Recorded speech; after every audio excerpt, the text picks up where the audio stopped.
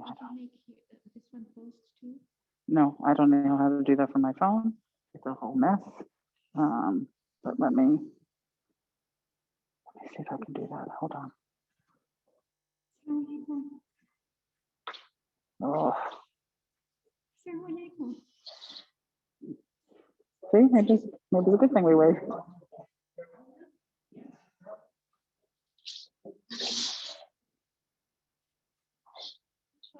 Give me 1 second. Participants. Okay, here we go. So this is you. Make co-host. Okay. Okay. You can use mine now. And he can do it. I can do it from your laptop because now And he will he'll use this. mine. Yeah.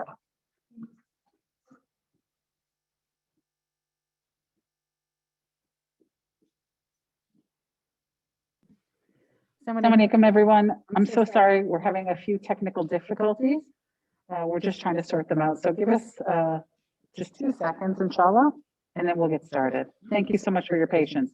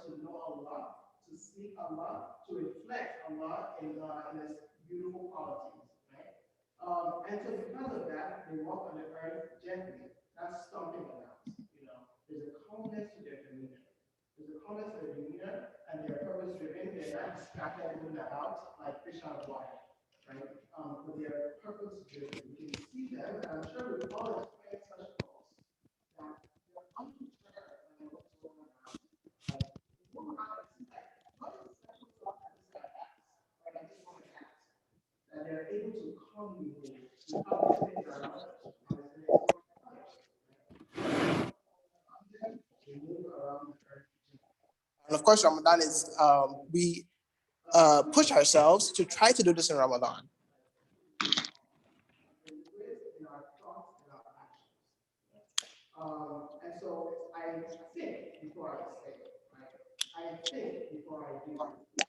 Right? Allah subhanahu wa ta'ala continues, وَإِذَا خَاطَبَهُمُ الْجَاهِلُونَ قَالُوا سَلَامًا. Of course, these are intrinsically linked. It's the same ayah, right? You know, walking around the earth gently and calmly, right? And be unperturbed, undistracted by that which is not, which won't propel us towards our goal, right? Involves being able to come across, encounter the Jahilun and say salama. And that is no easy task, all right? What is the Jahilun? It is, of course, the ignorant ones, right? But it's important to remember that in Arabic, the Jahil is the one who is ignorant, right? So doesn't have knowledge, but it's also the uncouth person, the one who is devoid of manners, the one who is, if you will, uncultured, right?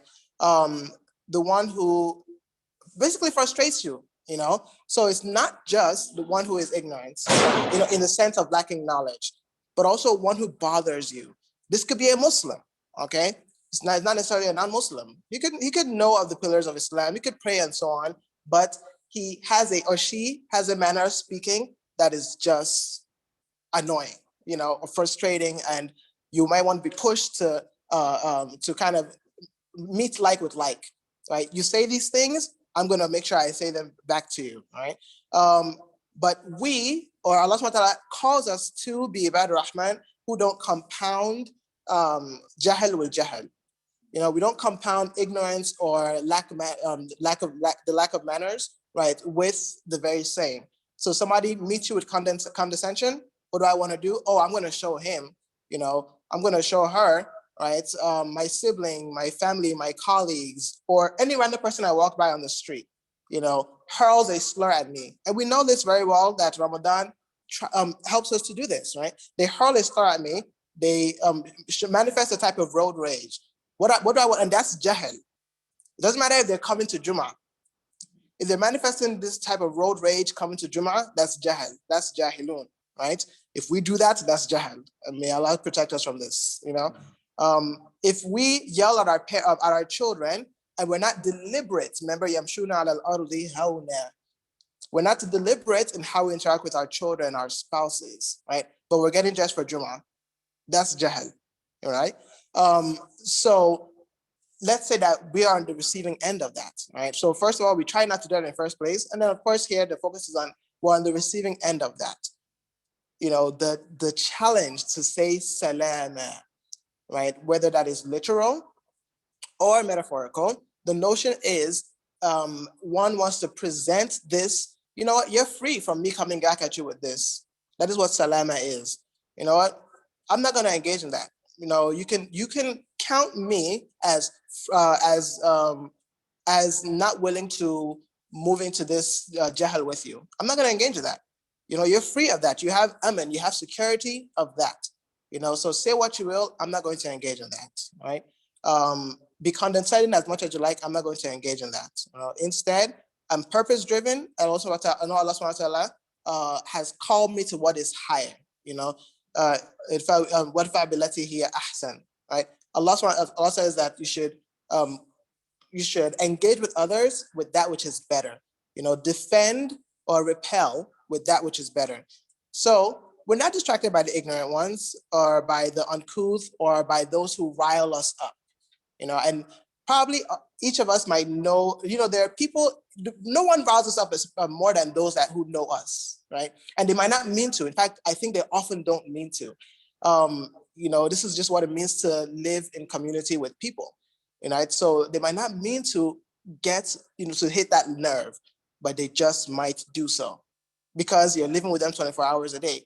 In fact, practicing this, qalu salama is probably easier for folks you don't know. Because I know I'm not going to see you. What's the problem? Salama, like salam alaikum, no problem. The one that you have to see, you have to see for 24 hours or for most of your day, that's where the challenge is, right? So am I able to continue practicing this in my home, in my dealings with those I see regularly, that when they bother me, I deal with them with wisdom? Of course, what is not being suggested here is that, somebody be a pushover, right? That's not the idea here, but to deal with things with wisdom, and that we not move animalistically, which would be to move based on our instincts, to react based on instinct. That is not being wise, right?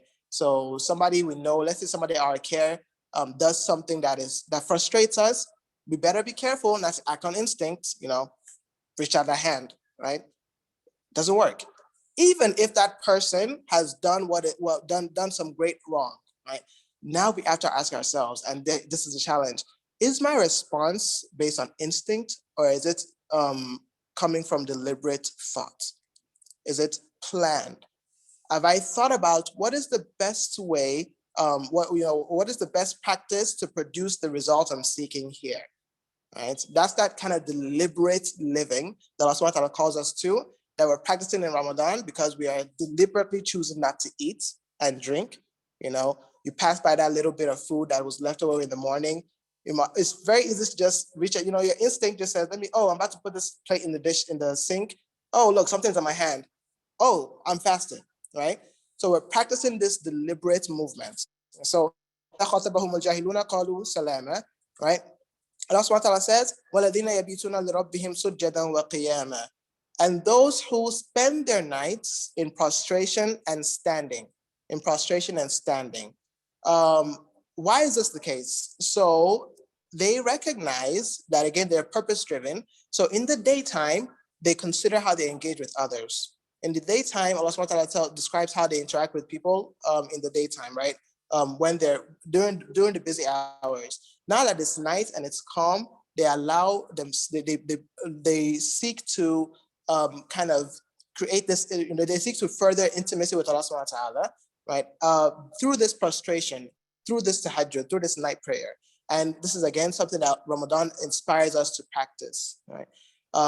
Getting intimate with Allah subhanahu wa ta'ala.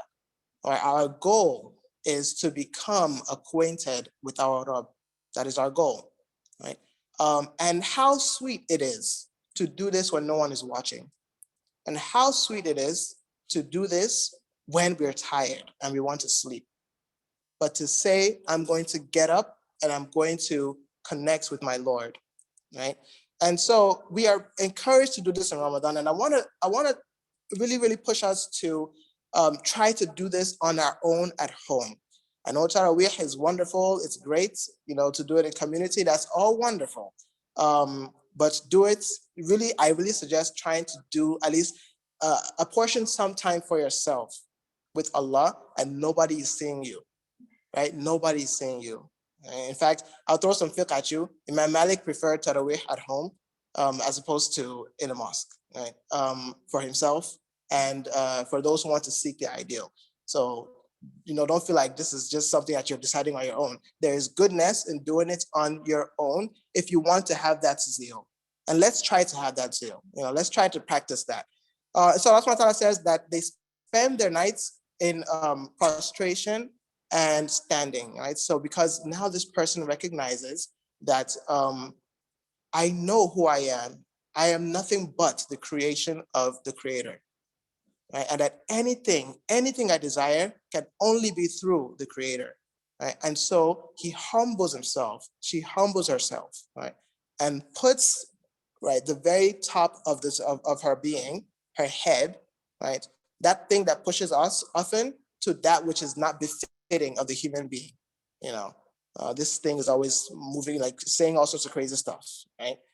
And we probably have evidence of that during the day. All of that comes to her mind, his mind, and pushes him to come down to his Lord, right? And that's why we are told that the closest that a human being, that the abd can be with his Lord, is in his sujood, right? Because here we are recognizing our weakness. We are recognizing how little we are, right, in the face of the divine, right? In the face of Allah subhanahu wa ta'ala, who is qareeb, who is near to us. Right? And so Allah subhanahu wa ta'ala, we then seek to become the beloved of Allah subhanahu wa ta'ala in this intimacy. And we're becoming acquainted with Allah. So let's do this more. Speaking with Allah subhanahu wa ta'ala, we converse with Allah in these moments, right? At nighttime, of course, throughout the day, but night is easier gentler for the soul because no one is around. So this is like whipping the soul in a sense because no one is around. You are choosing to do this without the pressure of other people seeing you, right? So we're conversing with our Lord at this time when no one sees us, right? And that's what Allah says. And so they spend their nights. And why is it that they do this? Remember, this is the Al-Rahman. So likely that their actions during the daytime are quite great, right? And yet they recognize themselves as falling short.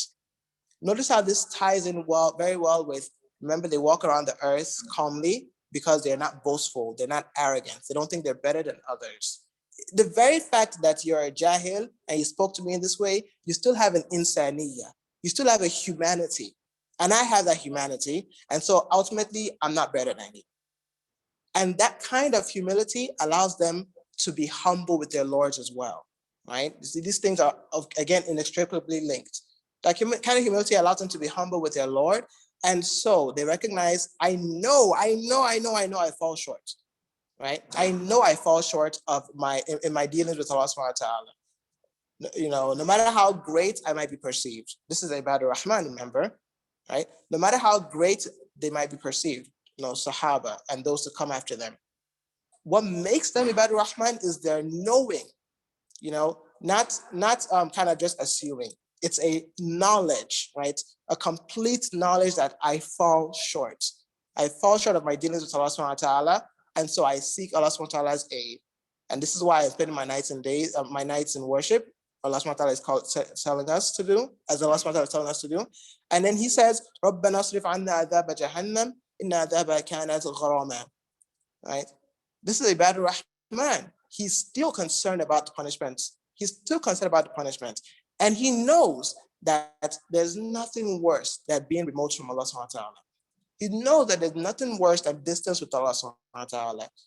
right? And if he's Ibadur Rahman, he actually probably feels this in this world, right?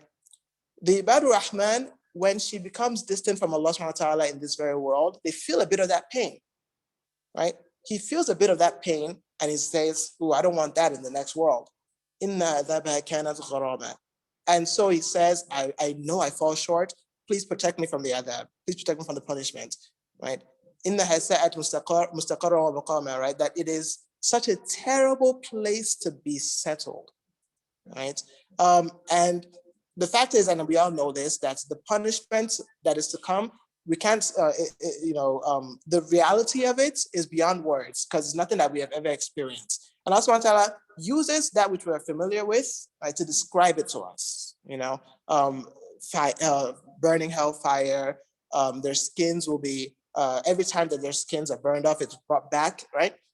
That's what I uses imagery that we are familiar with that's meant to scare us. Yeah. And so we should reflect on this imagery. We should take it seriously. And we should take it seriously. As much as it's not fashionable to talk about punishment, we should take it seriously. That's what Allah subhanahu wa ta'ala presents in the Quran. Yet, right? And yet, again, the reality is something beyond us, but we know that distance from the one who created us, right? There's nothing better than returning to the origin. Nothing is better than returning to the origin. So imagine the complete opposite of that. So whatever that reality of this punishment is, it will be painful because one is distant from that which created its purpose and knows like that kind of intimacy with the one who fashioned you, right, is lost, is gone. أقول قولي هذا وأستغفر الله لي ولكم فاستغفروه إنه هو الغفور الرحيم.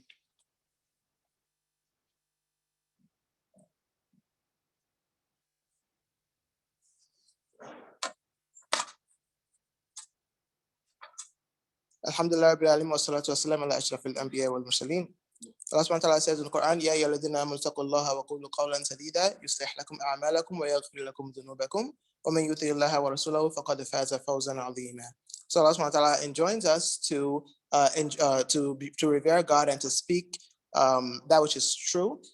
Sadid is also that which actually like it hits its mark. It's like straight, straight hitting, if you will. And so it kind of reminds us again of how we interact with the jahil, that this person has an intentionality. I'm going to say that which meets a purpose, which is goodness, which is remind this person of what is good. And if not that, then not compounding, not adding to the ignorance. And so I think we will probably go ahead and start to close here. But so these are really powerful ayat to consider. And inshallah, we will get to them sometime during Ramadan, right? As we're or maybe beyond. We all have different journeys with the Quran. But we want to, as we continue to read the Quran, we want to make sure we're giving again time to reflecting. That's kind of my second advice to myself and you all is to really try to push for alone time with Allah subhanahu wa ta'ala and reflecting on the Quran beyond recitation, because that's become a trend, where we kind of just try to read the Quran and we try to do the khatam, and that's all wonderful. But if we're not actually reflecting on the Quran, then we're not making the Quran what it was intended to be, right? And so I ask Allah subhanahu wa ta'ala to forgive us and make us among the people of Ramadan, among the people of Quran. Allahumma ja'alna min ahli al-Quran ya Rabbil Alamin wa la taj'alna fil ghafilin. Ya Allah, I ask you to make us among the people who reflect the Quran, who reflect on the Quran, and are not among those who are heedless. Allahumma ighfir lana dhunubana wa kaffir 'anna sayyi'atina wa tawaffana ma'al abrar.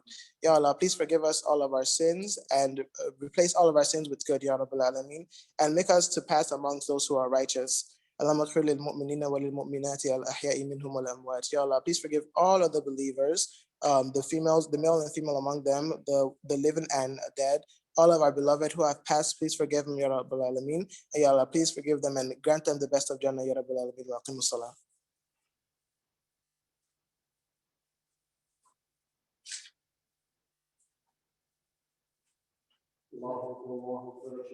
For those joining us online, we're just going to quickly make Salat al-Dhuhr with Juma, and then inshallah we'll jump into Sister Maha's talk.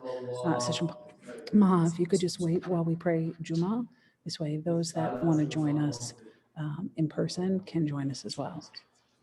Just a quick note, I will be doing one salam in accordance with the Malikiyah, and you can just continue your salam if that's not familiar to you.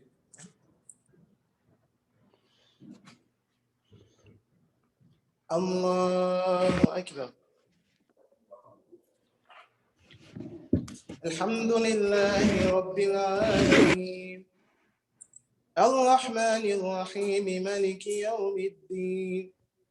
إياك نعبد وإياك نستعين اهدنا الصراط المستقيم صراط الذين أنعمت عليهم غير المغضوب عليهم ولا الضالين.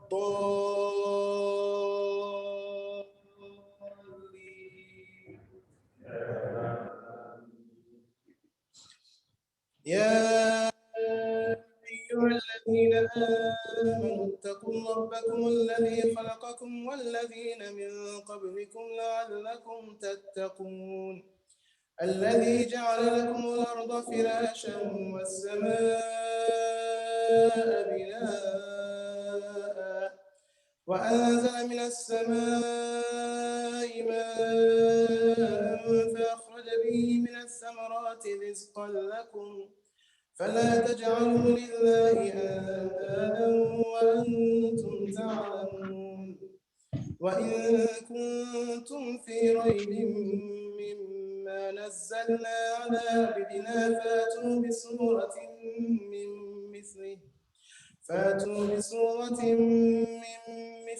وادعوا شهداءكم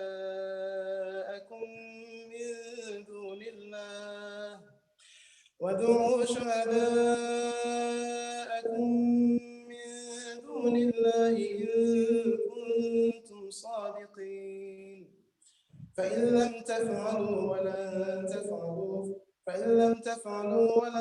تفعلوا فاتقوا النار التي وقودها الناس والحجارة أعدت للكافرين. الله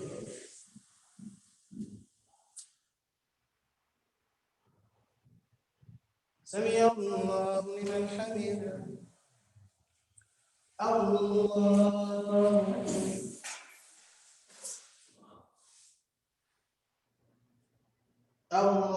أكبر. الله أكبر.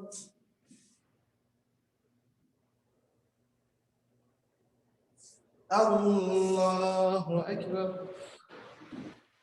الحمد لله رب العالمين الرحمن الرحيم مالك يوم الدين إياك نعبد وإياك نستعين اهدنا الصراط المستقيم صراط الذين أنعمت عليهم غير المغضوب عليهم ولا الضالين.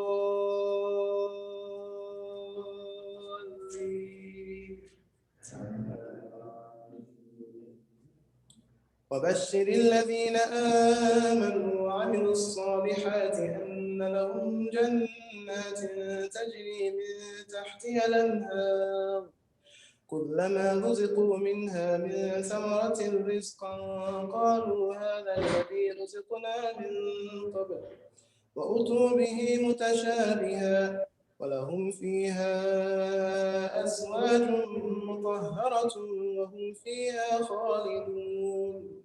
إن الله لا يستحيي أن يضرب مثلا ما بعوضة فما فوقها فأما الذين آمنوا فيعلمون أنه الحق من ربهم وأما الذين كفروا فيقولون ماذا أراد الله بهذا مثلا يضل به كثيرا ويهدي به كثيرا وما يضل به إلا الفاسقين.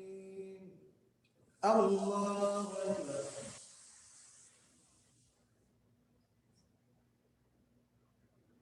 سمع الله لمن حمده. الله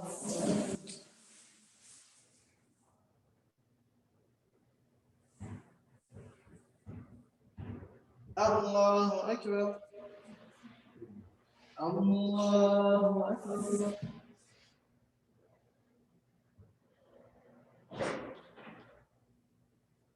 الله أكبر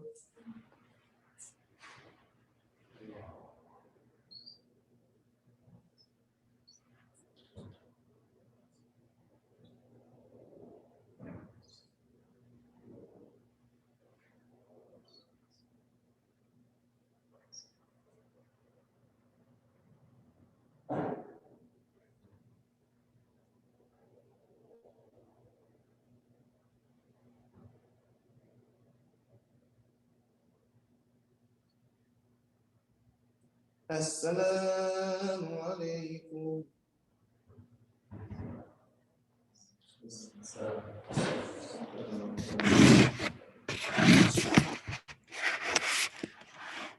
Okay, Assalamu alaikum. Sister Maha, if you could begin, that would be wonderful, inshallah.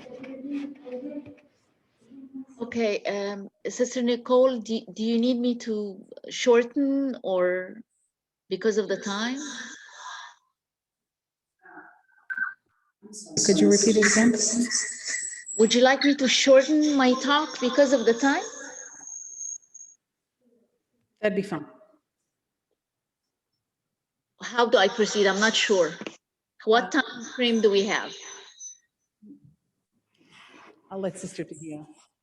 Maybe just want to pray. So, I think you have at least 20 minutes, inshallah. Okay. All right. Bismillah ar-Rahman ar-Rahim. Ramadan Kareem, friends at Mainline. I'm happy to be with you here at this hybrid Jummah service, Jummah Mubarakah. During this blessed month of fasting, we go towards engaging with Quranic revelation.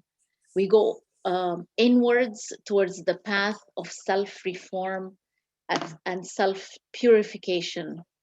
And we go outwards towards the path of communal service and elevation. Meanwhile, a silent crisis in the Ummah has been brewing for a good while. It deserves our diligent attention, starting with sincere apologies. My reflections today are solely based on conversations with young Muslims and, of course, with parents like myself. So I'm giving you the accumulated results of very, very long talks over a period of recent months. Let's start with some context. If you grew up like me in a Muslim society, no matter how knowledgeable about faith or how secular, you would have been exposed to a particular value regarding parents. Not parenting, but your parents. That value I'm referring to is the obligation to revere one's parents. Such revering permeated almost every corner of Muslim society and spanned the gamut of class, religious observation, wealth, education, and even faith itself. It was embedded in the culture that one owed a lot to their parents. This got manifested in endless ways, ranging from showing respect, feeling love, feeling intimidation, feeling indebted to serve one's parents, to please them, and more so to look after parents and their needs. Parents looked out for their kids' nutrition, safety, health, schooling, financial needs, even marriage expenses, housing for marriage, and so on. But both roles were not equal. At least culturally, being a kid entailed one owed a lot to their parents. Folks often quoted Quran and Hadith, but Christian Arabs and Jewish Arabic speakers also practiced something similar without quoting the Quran and the Hadith. By comparative association, contemporary atheist China is known for practicing filial piety, a Confucian teaching that survived China's cultural war, communism, and atheism. Footnote here, filial piety is an awareness of repaying the burden borne by one's parents. As such, filial piety is done to reciprocate the care one's parents have given. It was taught by Confucius as part of a broad ideal of self-cultivation toward being a perfect human being. So maybe it's safe to even say that we notice one form of reverence or another tends to be practiced in the old world, in the East, in the global South, and or in traditional societies in general. This is not a statistic, it's just an observation that came about when looking at the drastic contrast of living here in the US. Because this is not the case in America. Kids are not raised in a milieu that reveres or even respects their elders beyond the elementary school stage. The cliche that a teenager sees their parents as stupid might be more real than we care to believe. When exactly does a kid switch from loving their parents and appreciating them to feeling alienated and distant from the parents? When and how did it become so commonplace to feel embarrassed by one's own parents? How did one's disconnection from parents become sanctified by popular culture and reinforced in almost every American school premises? Well, today, as usual, I come with questions, less answers and more questions. I don't know easy answers to the above questions, but this is what we have to deal with. I have been hearing from some of our Muslim youth about how miserable they regard their childhood, their upbringing, and their parental cultural practices, their parents' cultural practices. Many khutbahs talk about how undisciplined some of our youth are, or how undisciplined they've become, how misguided and how disappointing those youth are. Today, I want to flip this scenario. Today, I want to tell you that it is actually us parents who might be disappointing to our kids. It is us parents who might be misguided in some of our parenting styles. And it is us parents who might have shown our kids how to be undisciplined and even how to be lost. A Muslim kid once told me, "Why do you want me to respect my parents when they did not respect me? Let them get what they deserve." That's what a Muslim kid once told me. At first, I used to be shocked at such sentiments. But then after hearing more of the same, a lot more of the same, I began to learn that there might be a giant rift in so many Muslim households between parents and their teenage or older kids. More critically, there are cases of Muslim kids either attempting or actually executing suicide. This is beyond tragic. However, both shame and shock keep such rifts and tragedies under private locks of our house doors, of our homes, in our insomnia, in our depressive episodes, and in our chronic worries. Having non-righteous offspring is a nightmare for Muslim parents. Who wants to have, quote, unquote, bad kids who feel despair? Who wants to tell the world that their kids shun them? Who wants to face the shocking reality that one's own kids have ill feelings towards the very parents that raised those kids and that expected a lot better out of? We might be facing a silent crisis. The values of the distant East or South or the ancient world regarding reverence towards parents do not work here. Instead, parents are often disliked, ridiculed, and kept at bay when kids get older. And sometimes parents are even seen as the source of trauma for those kids. This is heartbreaking for many immigrant Muslim parents. But what is not obvious is that someone else's heart got broken before this rift even happened. Kids report that they were ignored emotionally, bullied by their own parents to perform better, were treated in harshness, judgment, and rejection. Some kids told me about how their quote unquote good Muslim parents were cruel. This can easily affect the child's entire adult life growing up. The details can be unbearable when we hear people speaking about the harm they received from their own parents. One question that is often asked by hurt kids about their parents is, why would you have kids when you have no clue how to raise them?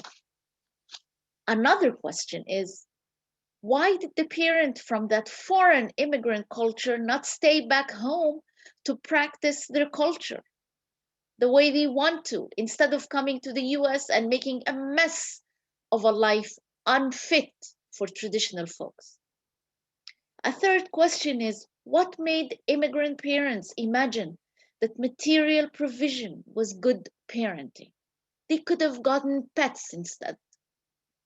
So of course, these questions come from Muslim kids. Immigrant parents might be in trouble. Something is wrong, and we need to talk about it. But first, we need to apologize. We need to apologize to those kids, to every kid that felt abandoned by their foreign parents who didn't know how to properly care for the kids' mental and emotional needs. I am sorry. On behalf of parents who were and are guilty of stepping over their kids' fragilities, I am sorry. On behalf of parents who are clueless about raising healthy adults in different cultures, I am sorry. On behalf of a community that might have participated in any bullying, discrimination, or marginalization of children, especially children of color, I am beyond sorry. On behalf of a wider culture that might have generally acquiesced to materialism at the expense of what's more important, I am terribly sorry that a generation of humans are brought into this warped world. And I'm sorry for every child who went through pain because of irresponsible or selfish parents, or because of other ignorant or cowardly adults in the community. We should and can do better than that, shouldn't we? يا حي يا قيوم برحمتك نستغيث اللهم أصلح لنا أمرنا كله ولا تكلنا إلى أنفسنا طرفة عين.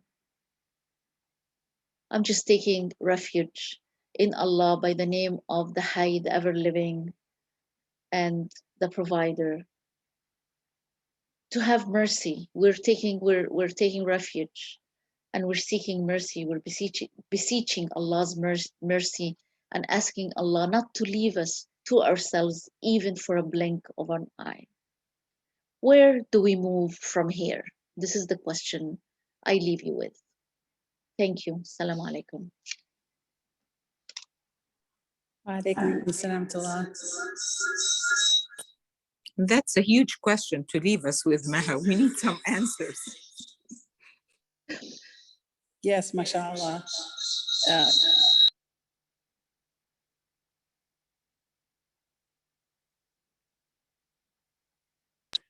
Thank you so much, Sister Maha. Jazakallah khair for your talk. Brother Rawan, Jazakallah khair for your excellent khutbah, mashallah.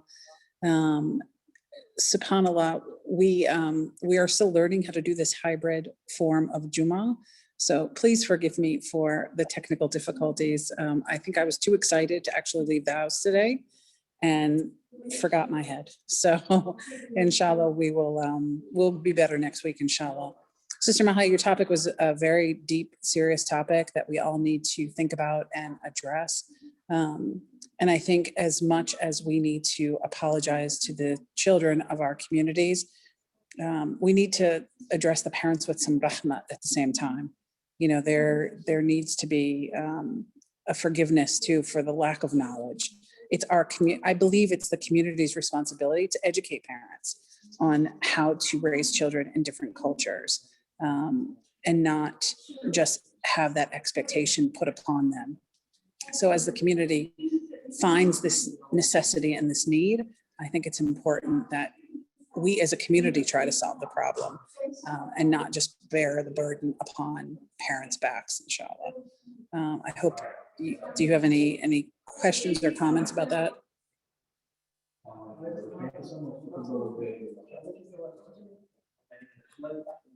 I just want to, I'm bringing to your attention that this is not, that there is a crisis. It's huge, and it will take more than this. We're not at the stage of abused and traumatized kids wanting to forgive their parents. We are beyond this point. I don't know. To think about it. Yeah, inshallah. It's a good topic to think about. But I think we as a community have to find a solution. You know, we have to save these children, inshallah. It's critical. So thank you so much. Thank you so much for your time and your talking, your experience and expertise. We really appreciate it, inshallah. May Allah subhanahu wa ta'ala bless all of you. May we all remain healthy, inshallah. And from this Jummah until the next, may we have a blessed Ramadan. May Allah subhanahu wa ta'ala accept all of your dua and all of your fasting. And inshallah, I look forward to seeing you all next week, inshallah. Jummah Mubarak, everyone. Jazakallah khair. Assalamu alaikum. جزاكم الله خير. جزاك الله خير مها.